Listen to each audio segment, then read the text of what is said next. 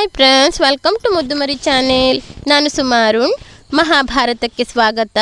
ಭೀಮನಿಂದ ಜೀಮೂತಾದಿ ಮಲ್ಲರ ವಧೆ.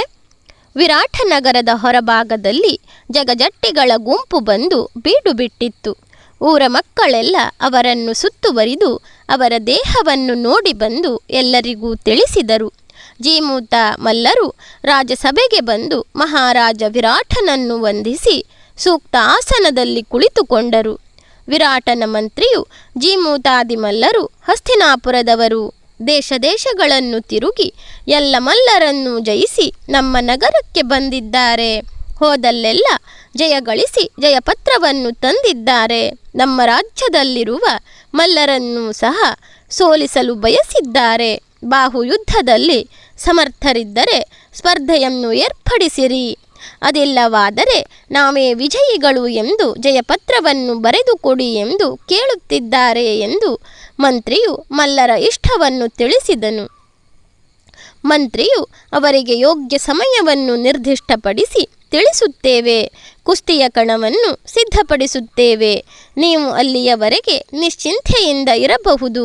ನೀವು ನಮ್ಮ ರಾಜ್ಯದ ಅತಿಥಿಗಳು. ನಿಮಗೆ ಎಲ್ಲ ಸೌಕರ್ಯಗಳನ್ನು ಕಲ್ಪಿಸುತ್ತೇವೆ ಎಂದು ಹೇಳಿದನು. ಮಲ್ಲರು ರಾಜನಿಗೆ ಪ್ರಜೆಗಳಿಗೆ ವಂದಿಸಿ ಆಸ್ಥಾನದಿಂದ ಹೊರಟು ಹೋದರು. ಮಂತ್ರಿಯು ರಾಜ್ಯದಲ್ಲಿದ್ದ ಎಲ್ಲ ಮಲ್ಲರನ್ನು ಕರೆಸಿದನು. ಸೇವಕರು ಕುಸ್ತಿಯ ಕಣವನ್ನು ಸಿದ್ಧಪಡಿಸಲಾರಂಭಿಸಿದರು. ರಾಜರಿಗೆ, ಮಂತ್ರಿಗಳಿಗೆ, ವಿಶೇಷ ವ್ಯಕ್ತಿಗಳಿಗೆ, ಪ್ರಜೆಗಳಿಗೆ ಕುಸ್ತಿ ಪಂದ್ಯವನ್ನು ನೋಡಲು ಆಸನ ವ್ಯವಸ್ಥೆಯನ್ನು ಮಾಡಿಸಿದರು. ವಿರಾಟನ ರಾಜ್ಯದ ಮಲ್ಲಜೆಟ್ಟಿ, ಅಂತರ್ಜೆಟ್ಟಿ, ರುದ್ರಜೆಟ್ಟಿ ಮುಂತಾದವರು ತಮ್ಮ ತಮ್ಮ ಬಿರುದು ಬಾವಲಿಗಳೊಂದಿಗೆ ಕುಸ್ತಿಗೆ ತಯಾರಿ ನಡೆಸಿದರು. ನಿಶ್ಚಿತ ಸಮಯದಲ್ಲಿ ಕುಸ್ತಿ ಪಂದ್ಯವು ಏರ್ಪಾಟಾಯಿತು. ವಿರಾಟ ರಾಜನು ಕಂಕಭಟ್ಟನೊಂದಿಗೆ ಬಂದು ಪಂದ್ಯವನ್ನು ವೀಕ್ಷಿಸಲು ಸಿದ್ಧನಾದನು. ಎಲ್ಲ ಸಿದ್ಧತೆಗಳು ಮುಗಿದು ಕುಸ್ತಿ ಪಂದ್ಯವು ಆರಂಭವಾಯಿತು. ಎರಡೂ ಕಡೆಯ ಒಬ್ಬೊಬ್ಬರು ಮಲ್ಲಯುದ್ಧದ ಪ್ರದರ್ಶನ ನೀಡಲು ಆರಂಭಿಸಿದರು. ಮೊದಲು ಹಸ್ತಿನಾಪುರದ ಚಾಣೂರ ಮತ್ತು ವಿರಾಟನಗರದ ಮಲ್ಲಜೆಟ್ಟಿಯವರ ಪಂದ್ಯ ನಡೆಯಿತು. ಇಬ್ಬರೂ ತೊಡೆಗಳನ್ನು ಚಪ್ಪರಿಸಿ ಭುಜಗಳನ್ನು ತಟ್ಟಿ ಮೊದಲು ಮುಜುರೆ ಮಾಡಿ ಕುಸ್ತಿಯನ್ನು ಆರಂಭಿಸಿದರು. ಒಬ್ಬರನ್ನೊಬ್ಬರು ತೆಕ್ಕೆ ಬಿದ್ದು ಹಲವಾರು ಮಟ್ಟುಗಳನ್ನು ಪ್ರದರ್ಶಿಸಿದರು. ಚಾಣೂರನು ವಿರಾಟನಗರದ ಮಲ್ಲಜೆಟ್ಟಿಯನ್ನು ಮೇಲಕ್ಕೆತ್ತಿ ನೆಲಕ್ಕೆಸೆದನು. ಕೌರವನ ಕಡೆಯವರು ಚಪ್ಪಾಳೆ ತಟ್ಟಿನ ಗುಪ್ತ ಸಂತೋಷಪಟ್ಟರು. ವಿರಾಟ ರಾಜನು ಕಂಕಭಟ್ಟನನ್ನು ನೋಡಿ ಖಿನ್ನನಾದನು. ಆಗ ಕಂಕಭಟ್ಟನು, ಇಂದಿಗೆ ಮಲ್ಲಯುದ್ಧ ಸಾಕು ಮಾಡಿರಿ. ಮಹಾರಾಜರಿಗೆ ನಿರ್ದಿಷ್ಟವಾದ ಕಾರ್ಯಕ್ರಮಗಳಿವೆ. ನಾಳೆ ಮುಂದುವರಿಸಬಹುದು ಎಂದು ಘೋಷಣೆ ಮಾಡಿಸಿದನು. ಮರುದಿನ ಅಂತರ್ಜೆಟ್ಟಿ ಮತ್ತು ಗಜಸಿಂಹರ ಮಲ್ಲಯುದ್ಧ ಆರಂಭವಾಯಿತು. ಇಬ್ಬರೂ ಮದಗಜಗಳಂತೆ ಹೋರಾಟ ಮಾಡಿದರು. ಅಂತರ್ಜೆಟ್ಟಿಯನ್ನು ಗಜಸಿಂಹನು ಕೆಡವಿ ಅವನ ಕುತ್ತಿಗೆ ಹಿಚುಕಿ ಕೊಂದು ಹಾಕಿದನು. ಎರಡನೆಯ ದಿನವೂ ವಿರಾಟ ನಗರದವರಿಗೆ ಸೋಲಾಯಿತು. ರುದ್ರಜೆಟ್ಟಿ ಮತ್ತು ಜೀಮೂತರ ಮಲ್ಲಯುದ್ಧವು ನಡೆದಾಗಲೂ ಜಯಲಕ್ಷ್ಮಿಯು ಒಮ್ಮೆ ರುದ್ರಜೆಟ್ಟಿಯ ಕಡೆ, ಇನ್ನೊಮ್ಮೆ ಜೀಮೂತನ ಕಡೆಗೆ ಓಲಾಡಿ ಕೊನೆಗೆ ಜೀಮೂತನನ್ನೇ ವರಿಸಿದಳು. ವಿರಾಟರಾಜನಿಗೆ ಬಹಳ ದುಃಖವಾಯಿತು. ಜೀಮೂತನು ವಿರಾಟನಿಗೆ ವಂದಿಸಿ, ಮಹಾರಾಜರೇ, ಬೇರೆ ಯಾರಾದರೂ ಇದ್ದರೆ ಕಳುಹಿಸಿರಿ ಎಂದು ಕೇಳಿದನು. ಆಗ ವಿರಾಟರಾಜನು, ಇಂದಿನ ಮಲ್ಲಯುದ್ಧ ಸಾಕು, ನಾಳೆ ಮತ್ತೆ ಮುಂದುವರಿಸಿರಿ ಎಂದು ಅರಮನೆಗೆ ಬಂದನು. ವಿರಾಟರಾಜನು ಕಂಕಭಟ್ಟನೊಂದಿಗೆ ಚರ್ಚೆ ಮಾಡುತ್ತಾ, ನಾಳೆ ಯಾರನ್ನು ಕಳುಹಿಸುವುದು? ನಮ್ಮವರೆಲ್ಲ ಸೋತಿದ್ದಾರೆ. ಇನ್ನು ಸಾಧಾರಣ ಜನರನ್ನು ಬಲಿಗೊಡುವುದು ಬೇಡ ಎಂದು ದುಃಖದಿಂದ ಹೇಳಿದನು. ಕಂಕಭಟ್ಟನು ಬಲ್ಲವನನ್ನು ಕರೆಸಿರಿ ಎಂದು ಸೂಚಿಸಿದನು. ಬಲ್ಲವ ಬಂದು ವಿರಾಟರಾಜನಿಗೂ ಕಂಕಭಟ್ಟನಿಗೂ ವಂದಿಸಿ ನಿಂತನು. ಬಲ್ಲವ, ನೀನು ಭೀಮಸೇನನೊಂದಿಗೆ ಮಲ್ಲಯುದ್ಧ ಮಾಡಿದವನು ಎಂದು ಕೇಳಿದ್ದೇವೆ. ವಿರಾಟನಗರದ ಜೆಟ್ಟಿಗಳು ಸೋತಿದ್ದಾರೆ. ನಾಳಿನ ಮಲ್ಲಯುದ್ಧದಲ್ಲಿ ಈ ನಾಡಿಗೆ ಕೀರ್ತಿ ತರುವ ಕಾರ್ಯ ಮಾಡು ಎಂದು ಕಂಕಭಟ್ಟನು ಬಲ್ಲವನಿಗೆ ಸೂಚಿಸಿದನು. ಅವನು, ಮಹಾರಾಜರೇ, ನನ್ನ ಕೈಲಾದಷ್ಟು ಪ್ರಯತ್ನ ಮಾಡುತ್ತೇನೆ. ನಿಮ್ಮ ಆಶೀರ್ವಾದ ನನಗೆ ಇರಲಿ. ನಾಳಿನ ಮಲ್ಲಯುದ್ಧದಲ್ಲಿ ಗೆಲುವು ನಮ್ಮದು ಎಂದು ಅಭಿಮಾನದಿಂದ ಹೇಳಿ ಮಹಾರಾಜನನ್ನು ಕಂಕಭಟ್ಟನನ್ನು ವಂದಿಸಿ ಹೊರಟು ಹೋದನು.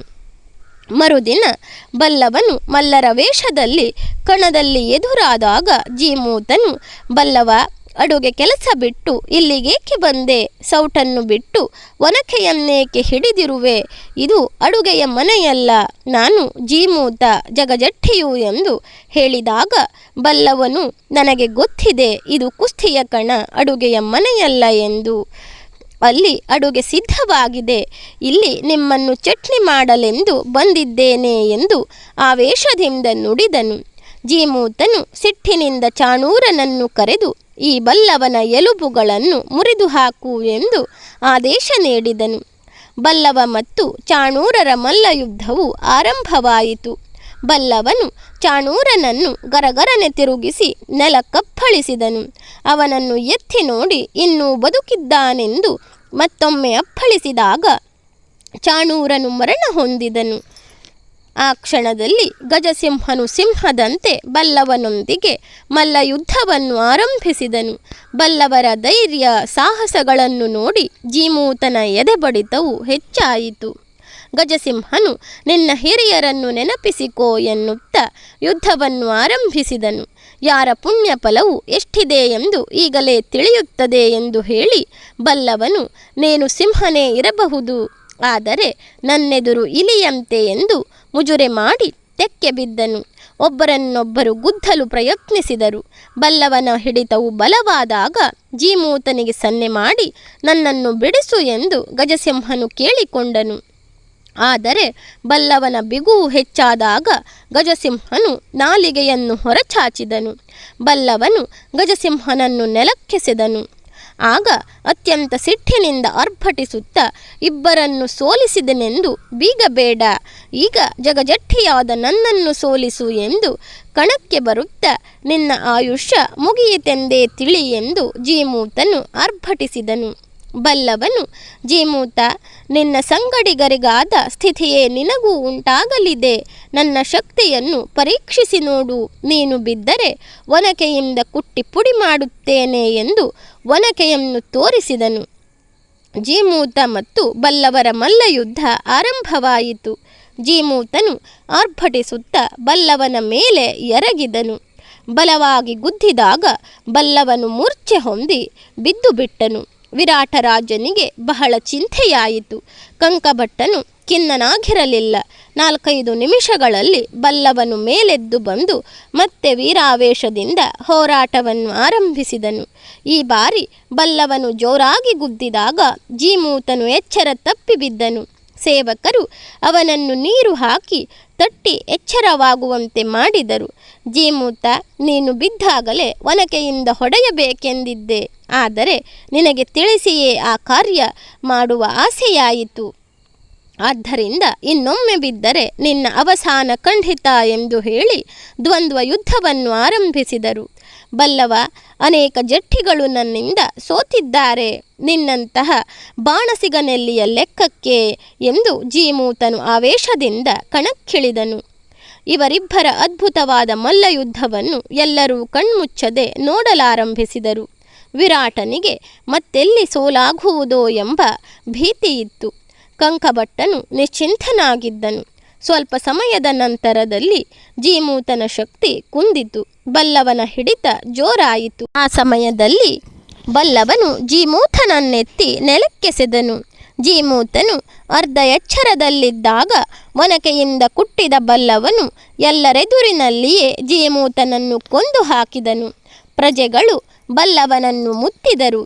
ಕೌರವರ ಕಡೆಯಿಂದ ಬಂದವರನ್ನು ಎಲ್ಲರನ್ನೂ ಕೊಂದು ಒಬ್ಬನನ್ನು ಮಾತ್ರ ತಲೆಬೋಳಿಸಿ ನಿಮ್ಮೊಡೆಯನಿಗೆ ಹೇಳು ಎಂದು ಕಳಿಸಿದರು. ಅವನು ವೇಗವಾಗಿ ಹಸ್ತಿನಾಪುರಕ್ಕೆ ಬಂದು ಕೌರವನಿಗೆ ಜೀಮೂತಾದಿ ಜಗಜಟ್ಟಿಗಳನ್ನು ಬಲ್ಲವ ಎಂಬುವವನು ಕೊಂದು ಹಾಕಿದ್ದಾನೆ ಎಂದು ತಿಳಿಸಿದನು.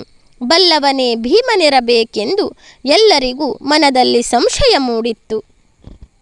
ಧನ್ಯವಾದಗಳು ಸ್ನೇಹಿತರೆ. ನನ್ನ ವಿಡಿಯೋಗಳೆಲ್ಲ ನಿಮಗೆ ಇಷ್ಟವಾಗ್ತಾ ಇದ್ದರೆ ನನ್ನ ಮುದ್ದು ಮರಿ ಚಾನಲನ್ನು ಸಬ್ಸ್ಕ್ರೈಬ್ ಮಾಡದೆ ನೋಡ್ತಾ ಇರುವವರು ದಯವಿಟ್ಟು ಸಬ್ಸ್ಕ್ರೈಬ್ ಮಾಡಿ, ಆಲ್ ಅಂತ ಸೆಲೆಕ್ಟ್ ಮಾಡಿಕೊಳ್ಳಿ, ಶೇರ್ ಮಾಡಿ, ಲೈಕ್ ಮಾಡಿ, ಕಮೆಂಟ್ ಮಾಡಿ.